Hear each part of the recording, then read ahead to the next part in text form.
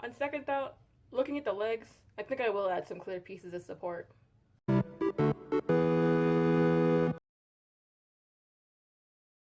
Hello and welcome to the channel, where I turn video games into glass. My favorite bug in Grounded is the aphid, so I made the aphid icon. So here's the original image of the aphid. I had planned to do this all as one piece, but then the more I looked at it, the more I realized that this area would probably break. So I decided to separate the antenna into two parts. The head and body will still be in one piece, but the antenna will be two separate pieces. And this piece here will be clear to support these two pieces. Because without a doubt, if these two antennas aren't supported, then they'll just break off. The other thing I'm concerned about is the eye. So there's not a whole lot of glass between the edge of the eye and the edge of the head. So if anything were to break, I would kind of guess it would probably be around the eye part. I won't know until I try it, and if it does end up breaking, I have enough glass that I should be able to make another one. Let me see. If the eye does end up breaking, I might have enough glass left to make another one. But we'll see. I hope it doesn't break, but I think that would be the more likely spot. And of course, maybe the legs too. There's also a possibility of the legs breaking, but I tried to make them thick enough so that they won't. But again, we'll see once I start cutting up glass. I use regular scissors to cut up to the paper pattern outline. I don't use 3-bladed scissors because a lot of these pieces are already small as it is, and using 3-bladed scissors would make it smaller than I want. On second thought, looking at the legs, I think I will add some clear pieces of support.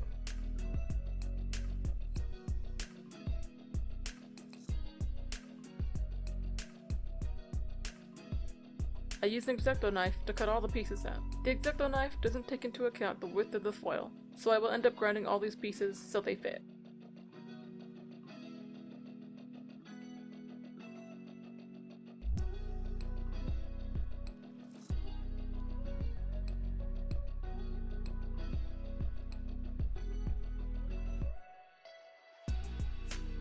I glue the pattern onto the pieces of glass using Elmer's glue.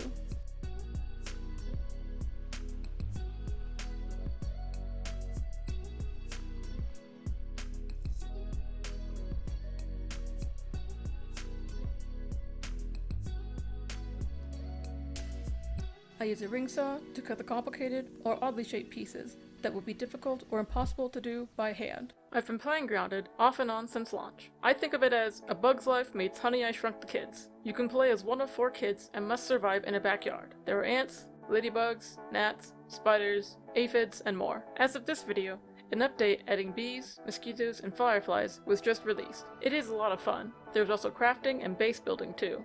The aphids are so cute and run surprisingly fast. They make me laugh every time I see them. I also like the fact that when you craft the aphid slippers, the perk on them is called the quickness. The grinder is used to smooth up the cuts and refine the shape. I have a habit of leaving a little more glass on the edges than I should. It's mostly because I want a little more wiggle room when grinding. While it takes longer to grind, it is better than over grinding. Once I am happy with how the pieces fit, I wash up the paper and glue with water and dish soap.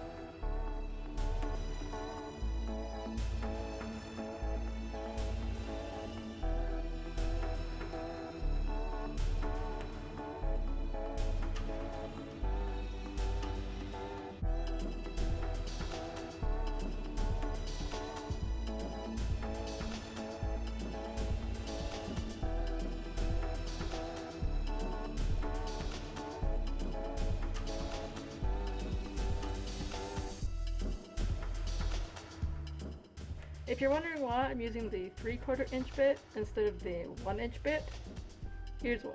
The diameter of the eye is not 1 inch, it's less than that, so trying to fit this 1 inch bit through here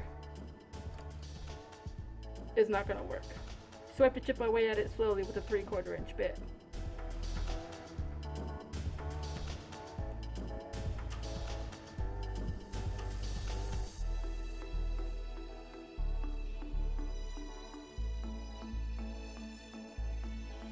Copper foil is wrapped around the glass and pressed down with burnishing tools to ensure a snug fit. You can sometimes get away with just folding the edges over. Before I foil complicated or odd shapes, I put small pieces of foil on each side to prevent the glass from showing if the foil splits. This is called saddling. Foil will split if a curve is too sharp and leave exposed glass. Though what counts as too sharp kind of depends. If I'm unsure if the foil will split, I saddle it anyway just to be on the safe side. An X-Acto knife is used to trim the saddled foil, so it lines up with the regular foil.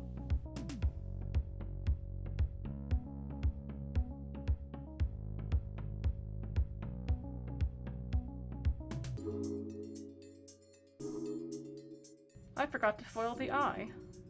I saddled it, but forgot to foil it. Whoops. I didn't realize this until I was about to start trimming the saddled foil, and there was no regular foil to use as a guide. I use push pins to make sure the pieces won't move before I can tack them together.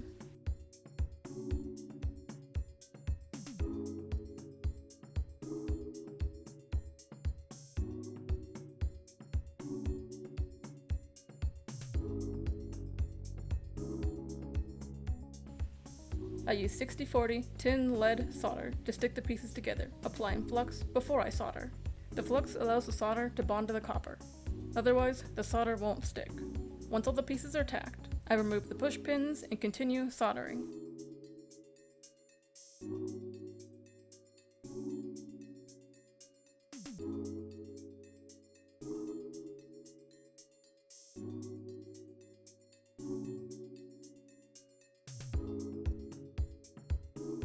I make hooks using copper wire and attach them to be able to hang the piece once it is finished.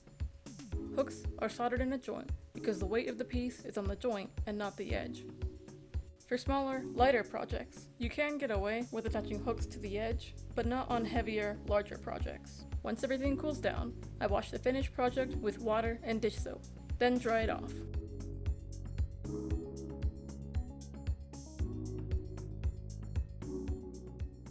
I use a patina made specifically for lead that will change the color from silver to black. The excess patina is rinsed off with water.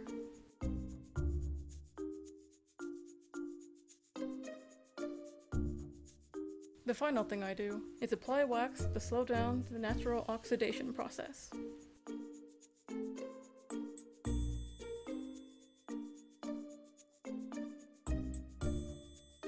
This came out looking really good, though the color doesn't match exactly, since it is difficult to do a faded look like it is in the icon. I'm really glad I added those support pieces to the legs. Makes me feel better knowing the legs are stronger.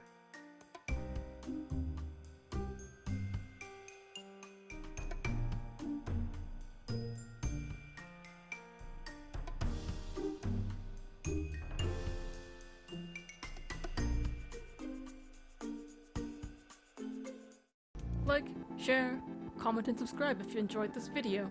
Let me know what you would like to see me make down in the comments. Thanks for watching, and I'll see you all through the next pane.